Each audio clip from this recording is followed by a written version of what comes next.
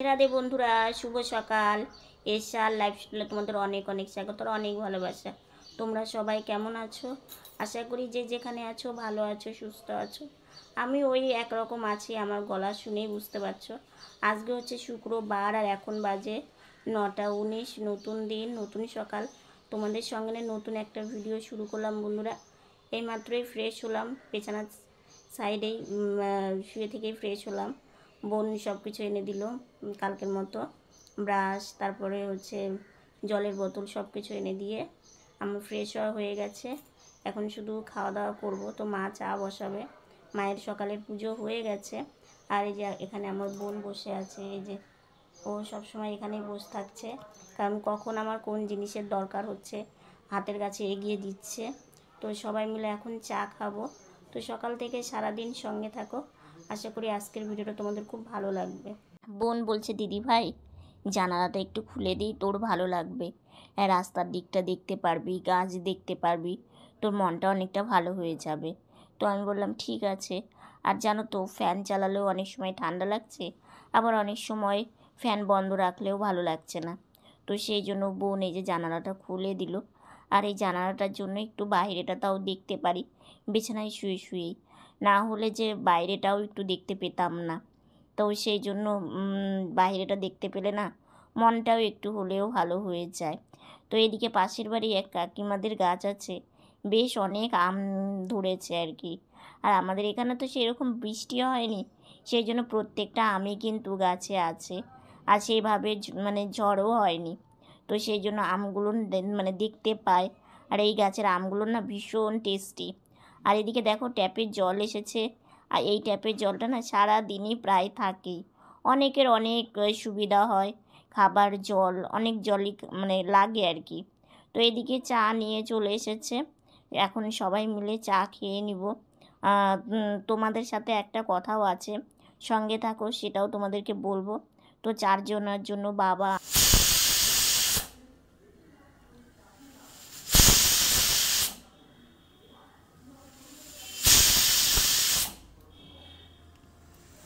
কয়েকদিন আমার শরীর খারাপের জন্য দুধে ছানাই করা হয়নি, তো সেই জন্য দুধটা ছিল। তো মা ভাবলো যে সন্দেশ খেতে কম বেশি সবাই ভালোবাসে, আর যেহেতু এখন আর গুড় পাওয়া যায় না, তো চিনি দিয়ে একটু সন্দেশ করবে। আর এদিকে দেখো সন্দেশটা বসিয়ে দিয়েছে, আলু ভাজাটা বানানো হয়ে গেছে, আলু ভাজা রান্না করবে। আর তার সঙ্গে করবে হচ্ছে, এই যে দেখো আলু ভাজাটা বসিয়েও দিয়েছে, আর ডাল করবে। তো ডালের সঙ্গে আলু ভাজা খেতে না বেশ ভালো লাগে। সেইভাবে জানো তো, খুব যে একটা বাজারঘাট আছে সেটাও না।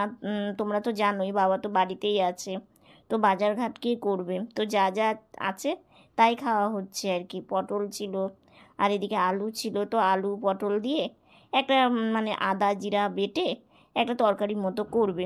আর এদিকে বোনের সবজি বানানো হয়ে গেছে।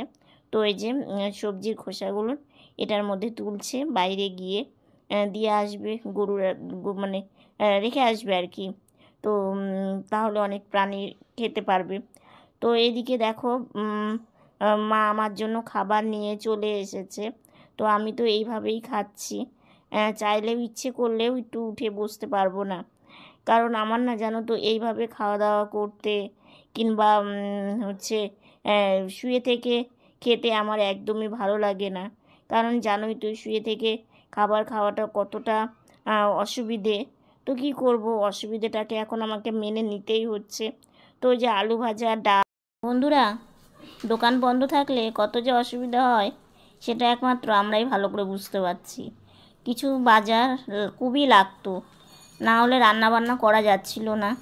তো বোন গিয়ে পাড়ার দোকান থেকে, একটু দূরে আছে একটা কাকুর দোকান থেকে কয়েকটা বাজার নিয়ে এসেছে, চলো তোমাদের দেখায়। এই যে সোয়াবিন নিয়ে এসেছে 2 প্যাকেট, দুটো সাবান, চিনি, বিস্কিট,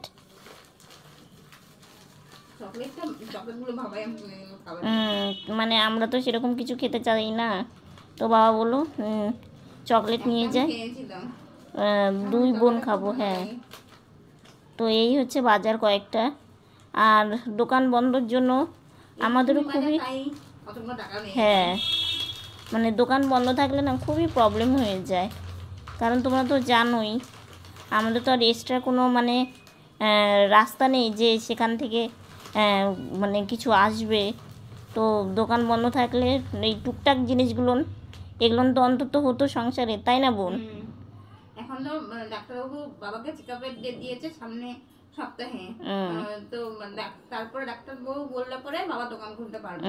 এখন দেখি ডাক্তারবাবু কি বলে সপ্তাহে গেলে পরে বোঝা যাবে। ডাক্তারবাবু ডেট দিয়েছে চেকআপের জন্য, কিন্তু তারপর থেকে বাবা দোকানে যেতে পারবে কিনা, মানে কাজকর্ম করতে পারবে কিনা। আজকে দাদাকে ফোন করলাম, দাদা বললো তারপর ডাক্তারবাবু যদি বলে তাহলেই তোমার বাবা করতে পারবে। কি হয়, এই হচ্ছে ব্যাপার। বোন বলছে দিদি ভাই একটু বারান্দা থেকে ঘুরে আসি। তাই আমি বললাম যা, মানে সন্ধ্যা লেগেই গেছে। তো মা ওইদিকে সন্ধ্যাবাতি সব গোছ গাছ করছে, সন্ধ্যা দেবে। আর বোন এখানে বসে এইদিকে ওইদিকে একটু দেখছিল। বারান্দায় আসতে আমারও ভালো লাগে। বেশ কত দিন হয়ে গেল জানো তো, একটু বারান্দাতেও যেতে পারছি না। বারান্দা তো দূরে থাক, গাড়িতেই বুঝতে পারছি না। আর এই মায়ের মন্দিরটা কিন্তু বেশ ভালো লাগে। মায়ের মন্দিরটা প্রায় হয়ে গেছে, আর অল্প একটু কাজ আছে। এদিকে পোলে লাইটও দিয়ে দিয়েছে। বেশ ভালো লাগে আর কি বাইরেটা আসলে। কিভাবে যে সময় চলে যায় বোঝাই যায় না। তো বলছে বাইরে বসে থাকলে চলবে না, কিছু কাজ আছে সেগুলো করতে হবে। সেই কাজের মধ্যে যে চেয়ারে কিছু জামা কাপড় ভাঁজ করতে হবে আর কি। তো সেগুলো নিয়ে বোন করবে। আজকে আমার অজান্তে ভোরবেলা বোন এত বড় একটা কাজ করবে আমি বুঝতেই পারিনি। সেটা হচ্ছে কি, কয়েকটা দিন হয়ে গেল রাত্রিবেলা তো একদম ঘুমাতে পারছি না আমি, আমার সঙ্গে বোন। তো আজকে সকালে নাকি আমার সেইভাবে মানে হুঁশ ছিল না। তো প্রচণ্ড গা কাঁপছিল। তো বোন ভেবেছে আমার জ্বর এসেছে। তো ও আমার হাত চিপে ধরেছিল। তখনও মানে বোন জেগেই ছিল। বোন তো কয়েকদিন হলো আমার সঙ্গে পুরো রাত্রি জাগছে আর কি। বোনের চোখ মুখ দেখলেও তোমরা বুঝতে পারবে। তো গা কাঁপছিল। তো তারপরে বোন গায়ে ঢাকা দিয়েছে, ঢাকা দিয়ে হাত চিপে ধরে অনেকক্ষণ বসেছিল। হাতে মানে হাত একটু মালিশ করে দিচ্ছিল। তারপরে অনেকক্ষণ পর আমি শুনতে পেলাম যে ভোরবেলার দিকে নাকি আমার এরকম হয়েছিল। তো বোন বলছে দিদি ভাই ও মানে তোর শরীরটা খারাপের জন্য রাত্রে ঘুমাতে পারছিস না, হয়তো সেই জন্যই এইরকমটা হয়েছিল। মাকে যখন বলছিল তখন আমি বুঝতে পারলাম যে আমার সঙ্গে এরকম হয়েছিল। আর কি বলবো তোমাদেরকে, মন মানসিকতাটা এতটা খারাপ হয়ে যায় যে এরকম হয়েছে দুঃখ ছিল না। কিন্তু কেন যে এরকম বারবার মাঝে মাঝে এরকম আমাকে এই সমস্যাটাতে পড়তে হয়, না একটু মানে ঠিকঠাক বসতে পারি, না একটু ঘোরাফেরা করতে পারি। আমি যে এরকম শুয়ে থাকি না, আমার মায়েরও কিন্তু মন খারাপ লাগে, বাবারও কিন্তু মন খারাপ লাগে, আমি বুঝতে পারি। কিন্তু বুঝেও যে আমি নিরুপায়, আমি কিছুই করতে পারি না। তো এখান থেকে কিছু জিনিস আবার ওই ঘরে রেখে আসলো বোন। তো ওর গুছিয়ে রাখা কমপ্লিট হয়ে গেছে। তো চকলেট এনেছিল, তো চকলেট না গরমের দিন বাইরে রাখলে না ঘেমে যায়। তো সেই জন্য ফ্রিজে রাখবে, তাহলে চকলেটটা ভালো থাকবে। আজকে আর আমি খাইনি গো, কারণ আমার মনটাও ভালো নেই আর খেতেও ইচ্ছে করছিল না। বোন বলছে দিদি ভাই কালকে খাস, তাহলে আমি ফ্রিজে রেখে এসে আমাকে বলছে দিদি ভাই তোর চুলে চিরুনি করে একদম বেঁধে দিই। তো আমি বললাম ঠিক আছে। দেখো চিরুনি করতে গিয়ে পেছনের চুলগুলো একদম মনে হচ্ছে আঠার মতো হয়ে গেছে। স্নান করতে পারছি না, চোখ মুখ ধুয়ে দিচ্ছে, আর মাথাতে একটু জল দিচ্ছি। একতে তো গরমের দিন, বুঝতে তো পারছো। মানে মনে হচ্ছে যে এই দিনগুলো পার হলে আমারও খুব ভালো হয়। আমার আর একদমই ভালো লাগছে না। তো বোন বলছে দিদিভাই দেখিস তোর লাগবে না, আমি খুব ধীরে ধীরেই করে দিব। আর আমার এই শরীরটা খারাপ হওয়াতে আমার বোনেরও কিন্তু কাজ অনেক বেড়ে গেছে। মানে ও মানে ওর কাজগুলো কি, বাবার চোখে অনেক ড্রপ দিতে হচ্ছে, সেটা করছে।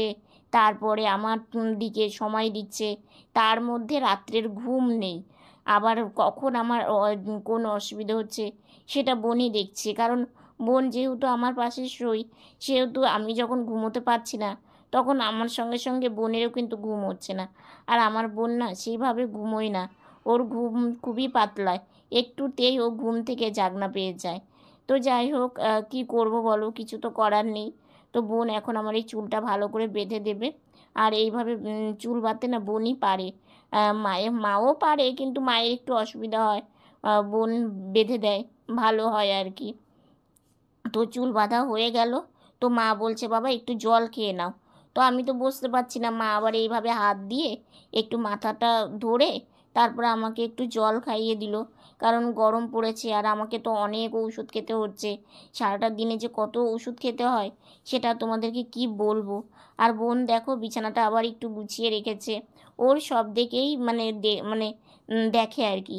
তো এদিকে চা বসিয়ে দিয়েছে, সবাই মিলে সন্ধ্যাবেলা একটু চা খাবো, আমি, বোন, বাবা, মা সবাই মিলেই আর কি। তো আমরা তো লাল লিকার চাই খাই, তোমরা তো জানোই, কারণ এমনিতেই তো আমি নড়াচড়া করতে পারছি না। আর আমরা এই চা খেতে বেশ ভালোই লাগে। মা একটু অন্যরকম করে তো, একটু তেজপাতা এটা ওটা দিয়ে করে, বেশ ভালো লাগে। তো মুড়ি, তারপরে চিড়ে, এরকম সব কিছু দিয়েই সন্ধ্যাবেলা টিফিনটা একটু করে নিব। সন্ধ্যাবেলা টিফিন করার পরেও আবার কয়েকটা ওষুধ খেতে হয়, সেগুলো খেতে হবে আর কি। তো এদিকে বাটিতে অল্প অল্প করে মুড়ি বেড়ে নিয়েছে। আর এই যে বোন বিস্কিট আনলো, যে দেখলেই বিস্কিটও দিয়ে দিচ্ছে, কারণ বিস্কিট চায়ের সঙ্গে একটু বিস্কিট না হলে দেখবে ভালো লাগে না। তো এইদিকে দেখো আমি শুয়ে থেকে শুধু ওষুধ খাই আর রেখে দিই। তো এই যে পাশে রেখে দিলাম ওষুধটা। রাত্রে আমাদের খাওয়া দাওয়া হয়ে গেছে, রাতে খাবার পরে ওষুধ থাকে, সেগুলো খাওয়া দাওয়া কমপ্লিট হয়ে গেছে। তো এখন শুয়ে পড়বো, সারাদিন তো শুয়েই থাকা, শুয়ে আর কি পড়বো। আর শুলেও যে ঘুম হয় সেটা তো হয়ই না, এমনই, একটু যে ঘুম মানুষ পারে, যে রাত্রে ঘুমটা খুব দরকারি, সেটাই কতদিন থেকে উড়ে চলে গেছে।